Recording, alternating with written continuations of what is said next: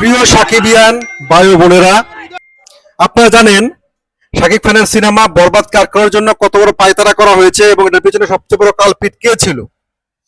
এখন কাজী হায়াত যেহেতু সেন্সর বোর্ডের সদস্য, সেই ক্ষেত্রে কাজী হায়াতের সাথে আমাদের সাকিবিয়ান ভাই বোনদের একটু অপ্রীতিকর ঘটনা ঘটেছে, কিন্তু কাজী হায়াত ইন্টারন্যাশনালি কিন্তু বরবাদ আটকানোর সাথে জড়িত ছিলেন। এখন নব্য কিছু দালালের আমরা দেখতে পাচ্ছি যারা সাকিবিয়ানদের এবং শাকিব খানকে ছোট করছে এবং অপমান করছে। কাজী হায়াতকে সামনে টেনে নিয়ে এসে কাজী হায়াতের সাথে যেটা হয়েছে, কাজী হায়াত কিন্তু রুট ব্যবহার করেছেন। কাজী হায়াত সাকিবিয়ানদেরকে মারতে চেয়েছেন, কাজী হায়াত সাকিবিয়ানদের থ্রেট করেছেন যে আমারও লোক আছে, মারুফেরও লোক আছে। আমরা কাজী হায়াতকে লিজেন্ডারি ডিরেক্টর হিসেবেই জানি। কাজী হায়াতের সাথে দুর্ব্যবহার করা আমাদের ইন্টেনশন না, কিন্তু শাকিব খানকে বারবার আটকানোর জন্য যারা লেগে আসে, যারা শাকিব খানের সাথে পায়ে পায়ে ঝগড়া করতে চায়, আমরা তাদের ছাড়তে পারি না। পারি?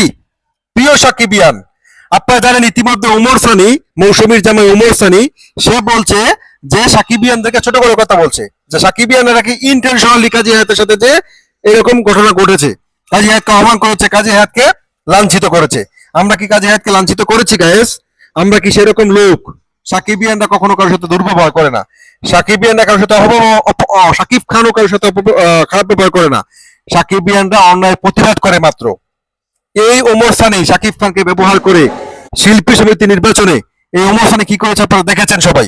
এই ওমর সানির জন্য শাকিব খানের উপরে শাকিব খানের জীবন বিপন্ন হয়ে যাচ্ছিল এবং অনন্য মামুন, দরদের পরিচালক অনন্য মামুন, যার সাথে কাজ করে শাকিব খান দুর্নামের শিকার হয়েছে, সে অনন্য মামুন বরবাদ আটকাতে চেয়েছে। সে অনন্য মামুনকে দেখলাম সে কাজী হায়াতকে টেনে এনে শাকিব খানকে অপমান করার চেষ্টা করেছে।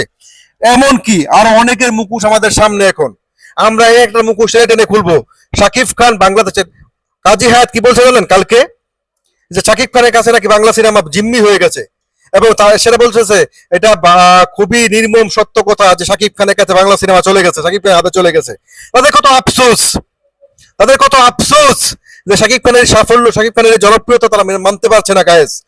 আমরা মেগাস্টার সুপারস্টার শাকিব খানের সাথে যারা থাকবে আমরা তাদেরকে সমর্থন করবো, যারা থাকবে না তাদেরকে সমর্থন করবো না। ইতিমধ্যে বরবাদে কিন্তু 100+ সিনেমা হলের প্রি বুকিং কমপ্লিট হয়ে গেছে, অর্থাৎ বরবাদ আসছে 100-এর উপর সিনেমা হলে, এবং বরবাদের বুকিং মানে সিনেমা হলের সিট আসন বেঁধে 5 লাখ থেকে শুরু হয়েছে সর্বোচ্চ 13 লাখ টাকা পর্যন্ত। অর্থাৎ বরবাদের টেবিল কালেকশন হচ্ছে 10 কোটি টাকা। বরবাদ টেবিল কালেকশন করছে 10 কোটি টাকা। বরবাদ সিনেমা হলে 10 কোটি টাকা টেবিল কালেকশন করে রিলিজ করতে যাচ্ছি আমরা। আমরা যারা সাকিবিয়ান রয়েছি, এই সমস্ত দালাল চাটুকার যারা সুযোগ সন্ধানী, এদের কাউকে ছেড়ে কথা বলবো না। ওমর সানিকে আপনারা চিহ্নিত করে রাখুন, অনর মামুনকে চিহ্নিত করে রাখুন, এবং শাকিব খানকে বলবো ভবিষ্যতে কোনদিন আপনি অনর মামুনের সাথে কাজ করবেন না, ওমর সানির সাথে কাজ করবেন না। এমনকি কাজী হায়াতের সাথে আমরা দুর্ব্যবহার করিনি, কাজী হায়াত আমাদের সাথে দুর্ব্যবহার করেছে। কাজী হায়াত আমাদেরকে মারতে এসেছে, কাজী হায়াত আমাদেরকে হুমকি দিয়েছে, সাকিবিয়ানদের ভাই বোনদেরকে হুমকি দিয়েছে। আমরা এদের মুখোশ টেনে খুলবো। বরবাদ রিলিজ হচ্ছে, বরবাদ আসছে, আমরা বরবাদের সিনেমা হলে যে দলে দলে সিনেমা হলে যে বরবাদ হই হই রই রই করে দেখবো। গাজীপুরের আশেপাশে যারা রয়েছেন আমার ভিডিওটা শেয়ার করে দিবেন।